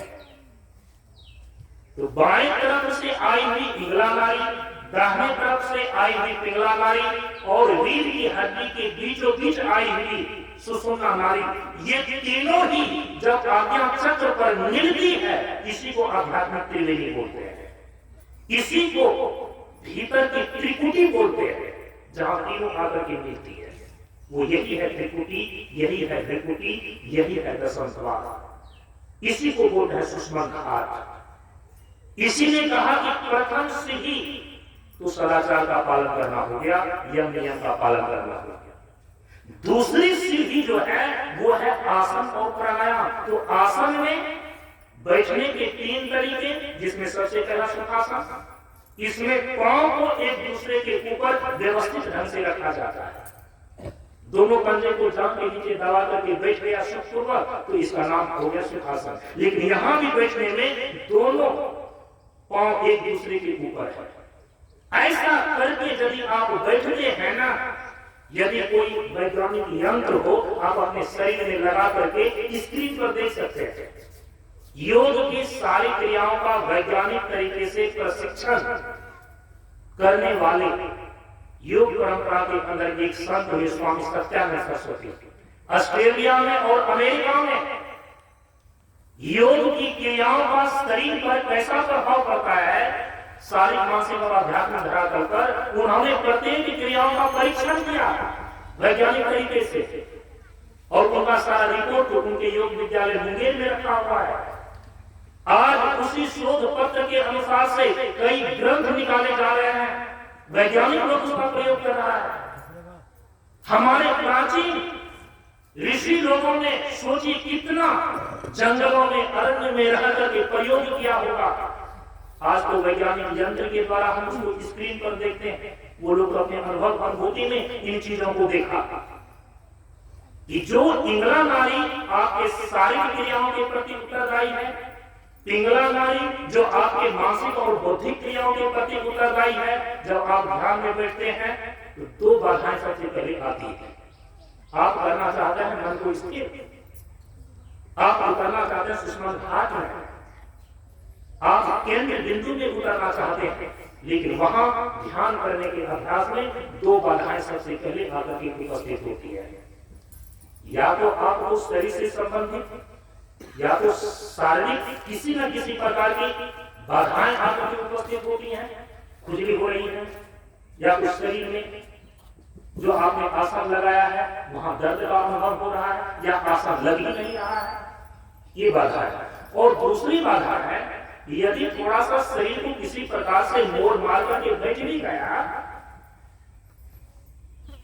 और ध्यान करने के लिए जो ही बैठते हैं, इतनी मानसिक क्रियाएं भीतर में मन का व्यापार चलने लगता है, उतने व्यापार को जिसमें ध्यान नहीं करते हैं, अन्य समय में व्यवहार करते हैं, उतनी मानसिक प्रक्रियाएं अपने भीतर नहीं चलती है जितना कि ध्यान करने के क्रम में चलता है। विचारों का खाता, कौन बाप दादे जमाने की बातें याद आने लगती है ध्यान के समय।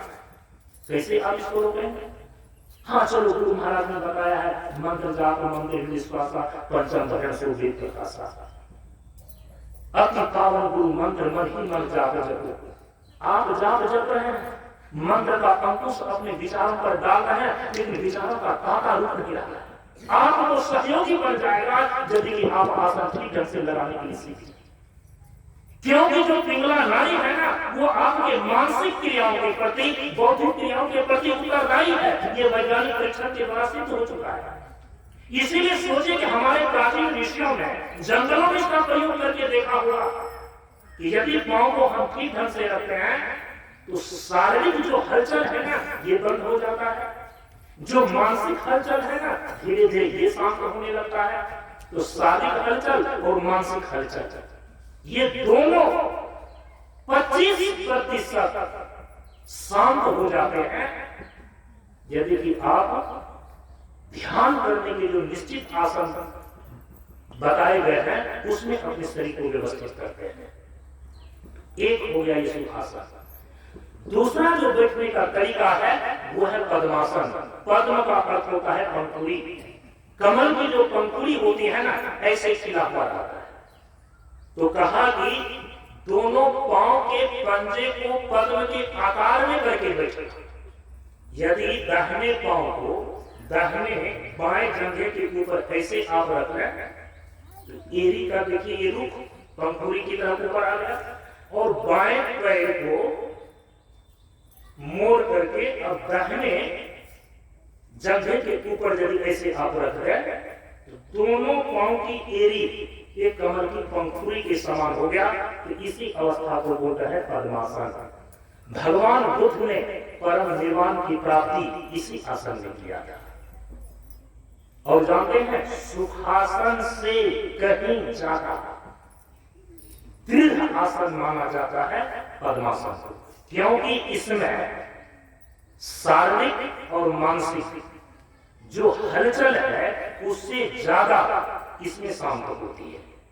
इंगला और पिंगला नाड़ी पर प्रभाव डालने में ये पद्मासन सुखासन से ज्यादा कारगर है, इसीलिए इसकी महिमा बताई गई है। तो भगवान बुद्ध परम निर्वाण की प्राप्ति बोध गया में पीपल पेड़ के नीचे इसी पद्मासन की स्थिति में प्राप्त किया गया।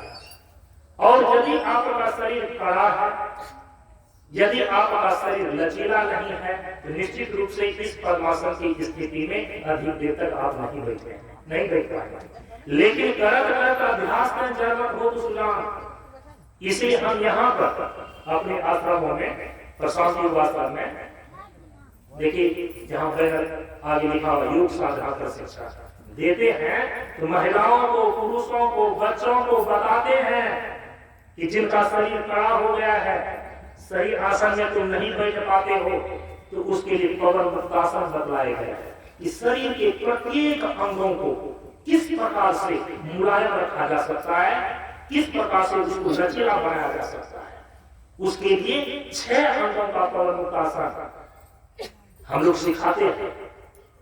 वृद्ध हो, महिला हो, बालक हो, 6 अंगों का पवनमुक्तासन यदि नियमित कर ले तो सबसे पहला तो शारीरिक लाभ आपको ये मिलेगा कि वो बढ़ती हुई उम्र में जो जोर जोर में आपको दर्द करता है, जो ये गांठ पड़ जाती है जिसको कि वात या गठिया रोग बोलते हैं, इसकी शिकायत आपकी दूर हो जाएगी। अधिक है कम हो जाएगी, नियमित करेंगे बिल्कुल दुरुस्त हो सकता है। गांठ और वात ये दोनों शरीर के जो रोग है ना, शारीरिक रोग जो आपको पैसा दिए रहता है, प्रतिदिन दवाई खाते हैं तो दर्द कम हो जाता है, दवाई छोड़ देते हैं फिर दर्द वैसा ही करता है, जोर जोर में दर्द है।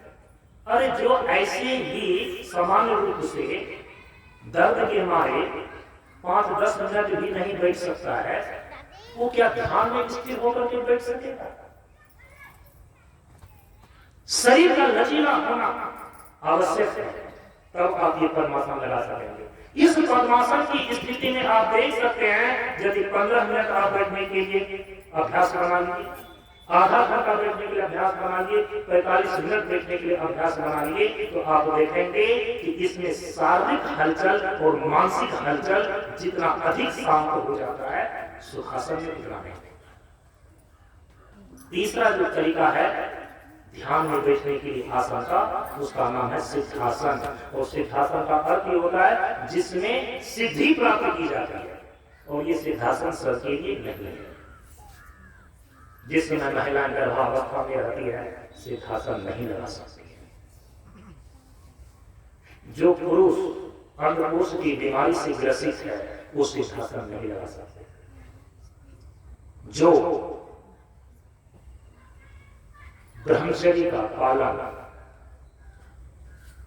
ठीक ढंग से नहीं कर पा रहा है गृहस्थ होते हुए भी, उनके लिए भी सिद्धासन निषेध किया गया है, क्योंकि फिर आपको हानि हो सकती है। और जिनको गृहस्थाश्रम में चलाना हो और योग साधना भी करने को, तो उसको सामान्य रूप से 45 मिनट या 1 घंटे से ज्यादा सिद्धासन में नहीं बैठना चाहिए, क्योंकि सिद्धासन के सिद्ध हो जाने पर आपकी काम ग्रंथि, जिसके द्वारा मानसिक रूप से काम के भाव का संचरण होता है, उसका बिल्कुल निरोध होने लगता है। सिद्धासन को यदि बचपन से कोई सिद्ध कर लेना, एक तो ब्रह्मचर्य में पूर्ण रहेगा, अनावश्यक रूप से उसका वीर्यपात नहीं होगा, ऊर्ध्वरेखा हो जाता है। और यदि लगातार सिद्धासन में ही बैठने का लंबे समय तक, घंटे 3 घंटे तक अभ्यास कर ले, तो काम ग्रंथि उसकी इतनी निरुद्ध हो जाती है, फिर वो आगे की सृष्टि करने में असक्षम हो जाता है। माने उनका फिर गृहस्थाश्रम में संतान की उत्पत्ति वाला काम नहीं हो सकेगा। इसीलिए भगवान बुद्ध ने, क्योंकि उनका मध्यम मार्ग था, तो न सिद्धासन का उन्होंने प्रयोग किया, न सुखासन का प्रयोग किया, मध्यम मार्ग में इस पद्मासन का प्रयोग किया। एक वज्र नारी है जो गुदा मार्ग और पेशाब मार्ग के बीच में, पेरिनियम बॉडी उसको बोलते हैं, उसी के भीतर में एक वज्र नामक नाड़ी है जिसके भीतर काम ग्रंथि है। जब बाएं पैर की एड़ी को उसी पेरिनियम बॉडी से लगा करके और पंजे को पिंडली और जान के बीच में, और जो पांव बच गया उसको ऐसे लिंग के ऊपर रखते हैं, ये पुरुष में सिद्धासन कहलाता है। स्त्रियों में इसका थोड़ा सा योनि सिद्धासन अलग है, सीधे में मन से नहीं बता सकता, मर्यादा है। इसको बोलते हैं सिद्धासन। सिद्धासन सब कोई नहीं कर सकते, सिद्धासन में अधिक देर तक आप नहीं बैठ सकते, इसलिए आप 2 आसन का प्रयोग कर सकते हैं। एक है सुखासन और दूसरा है पद्मासन। तो पद्मासन की स्थिति में भी यदि दोनों पांव को आप एक दूसरे पर चढ़ा करके नहीं बैठ पाते हैं, तो कहा कि एक पांव को ही चढ़ा करके बैठिए। दोनों पांव को एक दूसरे पर चढ़ाया, बाएं पांव को भी ऊपर रखा जा सकता है, दाहिने पांव को भी ऊपर रखा जा सकता है। और मैं तो अपने साधना के अनुभव से आपको सलाह दूंगा क्योंकि कुछ कुछ लोगों के जीवन में, साधक के जीवन में ऐसी समस्याएं आई, क्योंकि 35 साल से अभ्यास चल रहा है। आप सभी लोग जानते हैं कि 17 साल की उम्र में मैंने घर छोड़ दिया। परम पूज्य गुरुदेव बाबा शांतानंद जी के महाराज ने योग प्रशिक्षण लेकर के फिर यही सब काम होता रहा, तो कुछ साधक का पांव टेढ़ा हो गया परमात्मा में बैठे। योग प्रशिक्षण जब उनको दिया गया था और जब वो समस्या लेकर के आया, तो मैंने सोचा कि भाई ये पांव इसका कैसे टेढ़ा हो गया। तब धीरे धीरे जाकर के पता चला उसने अभ्यास पद्मासन में बैठने का ऐसा बनाया था कि केवल वो दाहिने पांव को ऊपर रख करके बैठता था। 2 साल, 4 साल, 5 साल, 6 साल तक पद्मासन की स्थिति में केवल दाहिने पांव को ऊपर करके बाएं पांव को नीचे करके पूर्ण पद्मासन में बैठने का उसने अभ्यास किया। इसका परिणाम क्या हुआ कि धीरे धीरे लंबे समय के बाद उनके पैर में थोड़ा सा झूस खा गया, वो टेढ़ा लगने लगा। इसलिए करें क्या, आपको दोनों तरफ से अभ्यास करना चाहिए। बाएं पांव को ऊपर रख करके कभी बैठे, एक सप्ताह यदि बाएं पांव को ऊपर रख करके पद्मासन में बैठे, तो दूसरे सप्ताह में दाहिने पांव को ऊपर करके आप बैठिए, तो पैर में टेढ़ापन नहीं आएगा, पैर में संतुलन बना रहेगा। याद रखिए, योग के द्वारा सभी प्रकार के रोग ठीक होते हैं, लेकिन योग की गलत क्रिया के कारण से जो रोग पकड़ लेता है ना, वो लाइलाज है, फिर उसको कोई ठीक नहीं कर सकता। लेकिन यहां डरने की बात नहीं है, समझने की बात है और अभ्यास में उतारने की बात है। यदि दोनों पांव को पद्मासन में चढ़ा करके बैठते हैं, इस स्थिति में नहीं भी यदि आप बैठ पाते हैं, तो एक पांव को दर्द करने लगेगा। 5 मिनट बैठेंगे आपको दर्द करने लगेगा, तो एक पांव को धीरे से आहिस्ते से उतारिए और नीचे रख दीजिए, जान के नीचे, और इस प्रकार से आप बैठ सकते हैं।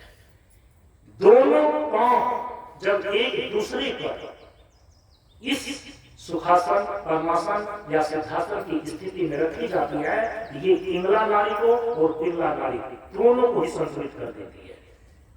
और अब मैं आपको हठयोग पद्धतिका के अनुसार से और स्वर विज्ञान के अनुसार से एक रहस्य की बात बतलाता हूँ। भगवान शिव और पार्वती दोनों के संवाद में शिव संहिता में थोड़ा सा इसका संकेत भी किया गया है। भैरव तंत्र में इसका पूरा वर्णन किया गया है। जानते हैं ध्यान का सबसे उत्तम समय कौन है?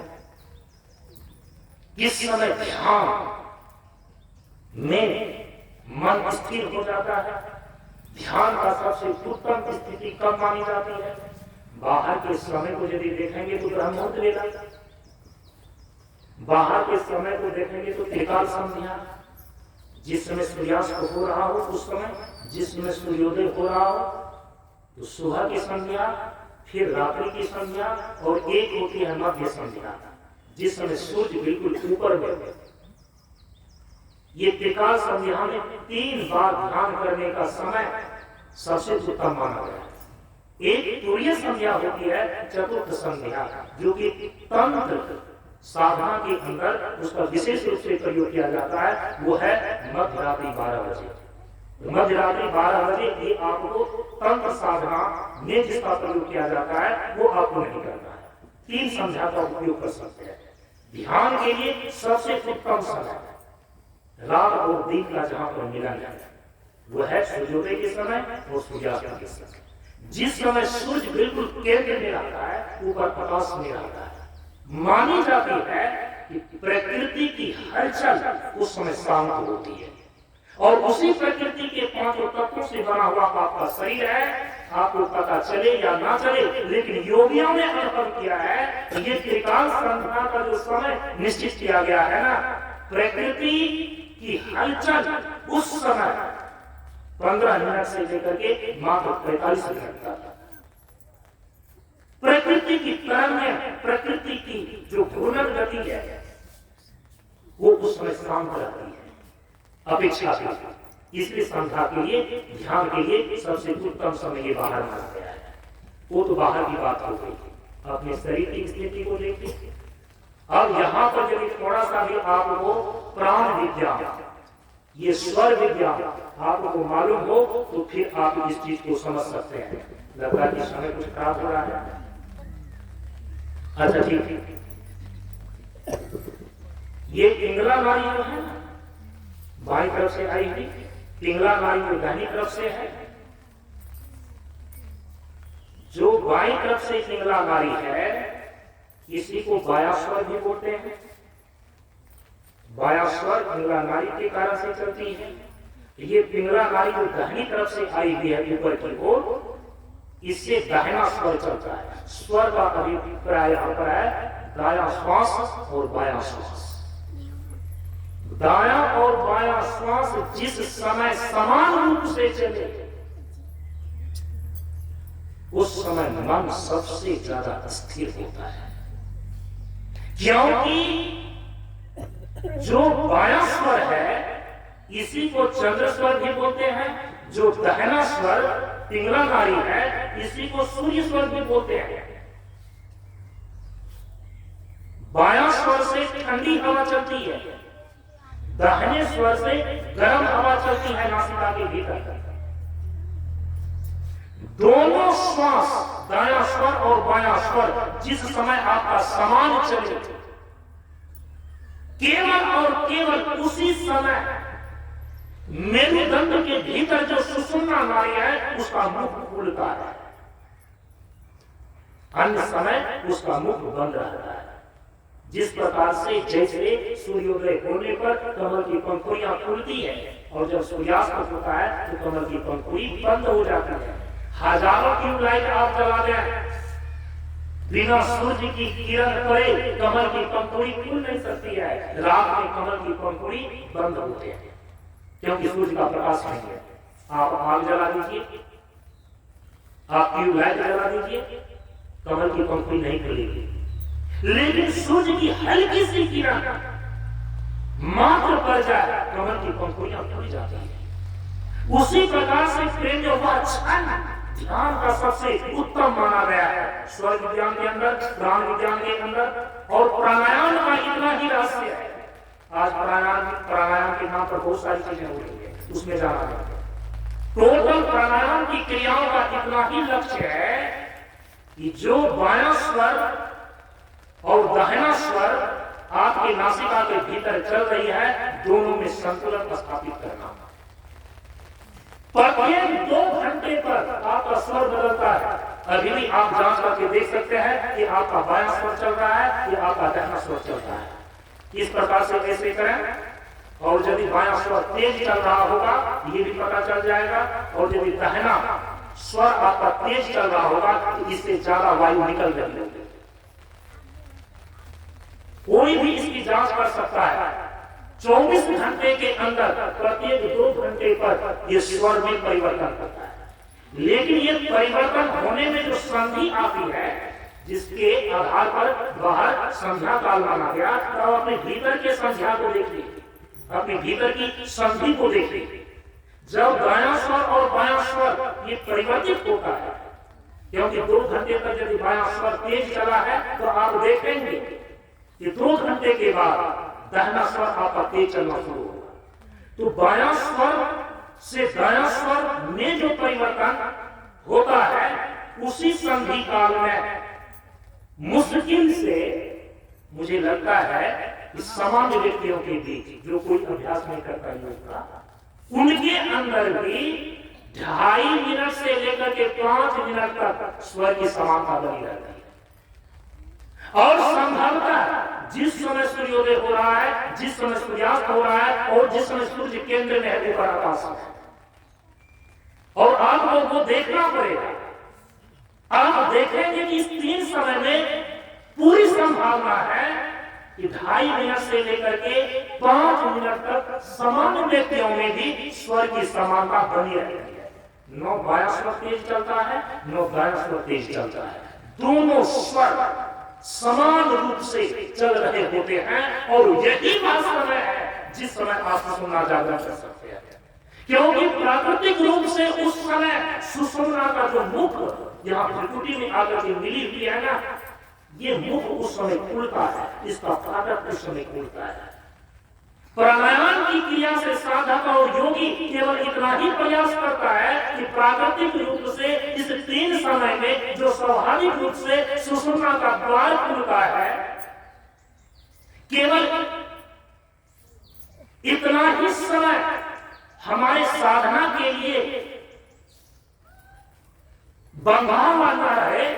प्राणायाम की क्रिया के द्वारा हम अपने दाएं और बाएं स्वर को इतना साध लें, पिंगला और पिंगला नाड़ी का इतना शोधन कर लें कि हमारे संकल्प बल से जब तक हम चाहें दायां स्वर और बायां स्वर दोनों समान रूप से चले।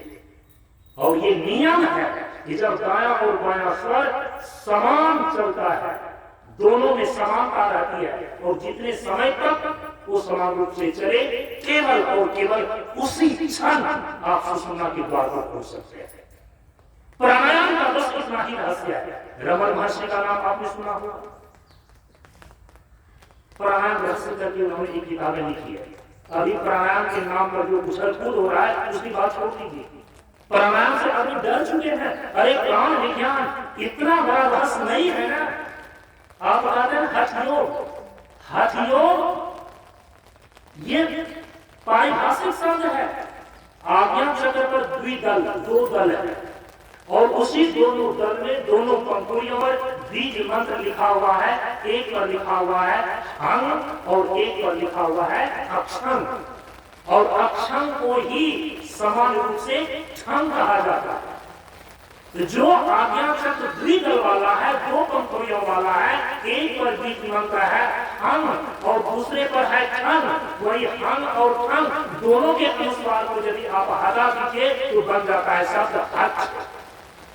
चूंकि दायां स्वर और बायां स्वर में समानता लाने की क्रिया, इसी का नाम है हठ। और यदि ये हो जाता है तभी आप सच्चे अर्थों में योग भूमि में प्रवेश कर सकते हैं। सुषुम्ना का द्वार यदि खुल गया, सुषुम्ना की घाटी में यदि आप उतर गए, तो समझिए कि योग साम्राज्य में आप प्रवेश कर। इन्हीं शब्दों के साथ मैं अपनी वाणी को यहाँ पर विराम दे रहा हूँ। शेष चर्चाएं हम लोग अपराह्न काल के सत्संग में कर पाएंगे। और जो बातें जो तीसरी सीढ़ी है, जिसको धारणा और ध्यान बोलते हैं, ये रह गया है। इस पर हम पूरी चर्चा अपराह्न काल के सत्संग में कर पाएंगे। अपनी वाणी को परम पूज्य गुरुदेव के श्री चरणों में नमन करते हुए विराम दे रहे हैं। ओम पूर्णमदः पूर्णमिदं पूर्णात् पूर्णमुदच्यते पूर्णस्य पूर्णमादाय पूर्णमेवावशिष्यते। ओम शांति शांति शांति। हरि ओम श्री गुरुभ्यो नमः। हरि